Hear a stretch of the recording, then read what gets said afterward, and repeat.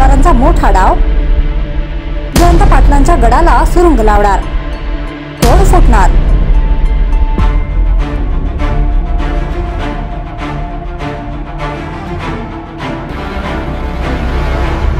स्थानिक स्वराज्य संस्थांच्या निवडणुकींसाठी महायुती आणि महाविकास आघाडीतील तीनही पक्ष एकत्र असले तरीही वेगळं लढण्याच्या तयारीला लागलेत।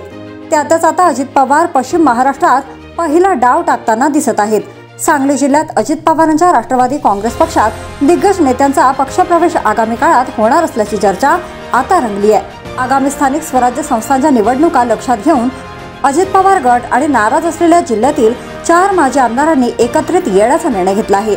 लवकरच हे 4 माजी आमदार अजित पवार गटामध्ये प्रवेश करणार आहेत। विधिमंडळ अधिवेशनानंतर मोठमोठे पक्षप्रवेश होणार असल्याची माहिती आहे।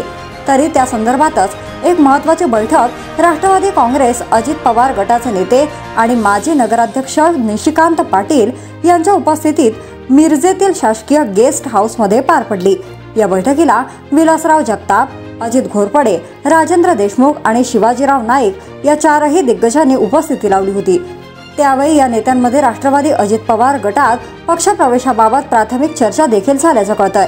त्याचसोबत अर्थसंकल्पीय अधिवेशनानंतर उपमुख्यमंत्री अजित पवारांशी चर्चा होऊन या सर्व माजी आमदारांचा पक्षप्रवेश होईल असं राष्ट्रवादी काँग्रेस अजित पवार गटाकडून सांगण्यात येत आहे। ते 4 संभाव्य माजी आमदार कोण?